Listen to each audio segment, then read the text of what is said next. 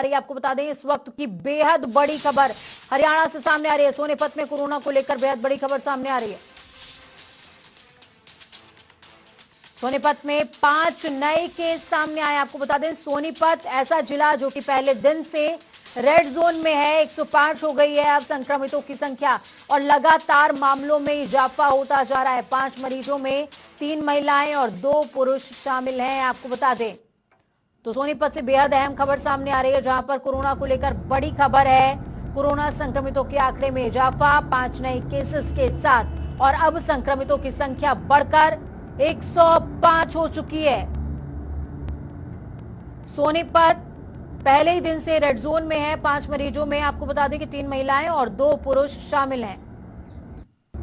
बेहद बड़ी खबर सामने आ रही है सोनीपत से, जहां पर कोरोना को लेकर बड़ी खबर है। सोनीपत में 5 नए केस सामने आए हैं। इस खबर पर ज्यादा जानकारी के लिए दीपक वर्मा लाइव जुड़ चुके हैं। दीपक, क्या कुछ अपडेट सामने आ रही है? लगातार मामले में इजाफा हो रहा है। हम लगातार ग्राउंड जीरो को लेकर के हालातों का जायजा भी ले रहे हैं, चर्चा भी कर रहे हैं। क्या कुछ आज की तस्वीर? जी, सोनीपत में बेशक से केस लगातार बढ़ रहे हैं, लेकिन साथ के साथ प्रशासन द्वारा परमिशन भी बढ़ रही है। अभी कल ही प्रशासन द्वारा भवन निर्माण सामग्री और लोहे के सामानों को लेकर जो दुकानों को खोलने की परमिशन दी है, उसके बाद सोनीपत की सड़कों में असर साफ देखने को मिल रहा है। लॉकडाउन ऐसा लग रहा है जैसे लॉकडाउन खत्म हो गया है। बहुत अधिक संख्या में वाहन दिखाई दे रहे हैं, लोग दिखाई दे रहे हैं। आज बैंक भी खुले हैं, तो बैंकों में भी जैसे वो पेंशन का था, तो इस वजह से भी काफी भीड़ नजर आ रही है। सोनीपत में पॉजिटिव केसों की संख्या 105 हो चुकी है। इसके बावजूद सड़कों पर इसका कोई असर नहीं दिखाई दे रहा। ग्राउंड जीरो की बात करूं तो बहुत अधिक संख्या में वाहन चालक आप पीछे भी देख सकते हैं, पुलिसकर्मी ड्यूटी कर रहे हैं, लोगों को रुकवा के पूछ रहे हैं, लेकिन जो स्थिति है बहुत ही खराब नजर आ रही है सोनीपत की सड़कों पर लॉकडाउन की। जी दीपक, जो सर्विसेज चालू की गई हैं, चाहे वो बैंक सर्विसेज हो या आपने तमाम और सुविधाओं का जिक्र किया है, क्या इन जगहों पर सोशल डिस्टेंसिंग का विशेष ख्याल रखा जा रहा है? जी, बहुत कम जगह ऐसी है जहां पर सोशल डिस्टेंसिंग का पूरा ख्याल रखा जा रहा है। जो जगह जहां पर पुलिस नाके हैं या आस पड़ोस में कोई पुलिस की व्यवस्था की गई है, जैसे बैंक है, बैंकों के बाहर पुलिस कर्मचारी ड्यूटी लगाई गई है, तो वहां पर सोशल डिस्टेंसिंग का ख्याल रखा जाता है। लेकिन इसके अलावा जो अन्य दुकानें हैं, जो नई परमिशन जिनको दी गई है दुकानों को, वहां पर इतना सोशल डिस्टेंसिंग का ध्यान नहीं रखा जा रहा।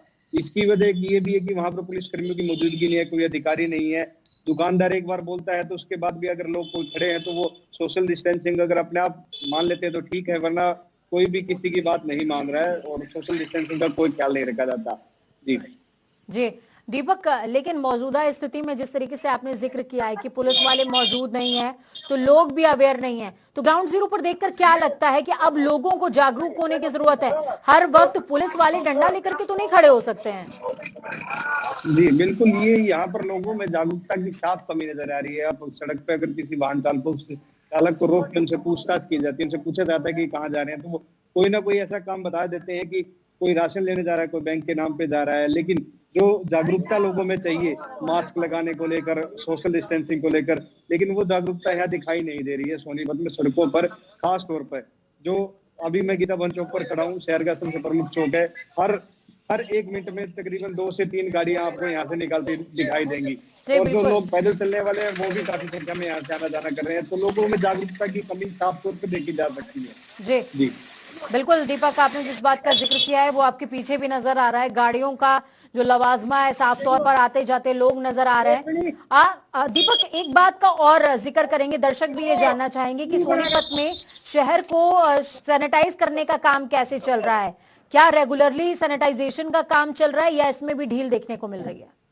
जी, सैनिटाइजेशन का जो काम है वो बहुत बढ़िया तरीके से हो रहा है। नगर निगम की जो सरकार की तरफ से जो नगर निगम की टीमें लगी हुई हैं वो भी सैनिटाइज कर रही है शहर को। इसके अलावा शहर में कई सामाजिक संस्थाएं भी ऐसी हैं जो शहर को सैनिटाइज करने का काम कर रही है, खासतौर पर उन इलाकों पर जहाँ पर पॉजिटिव केस मिले हैं।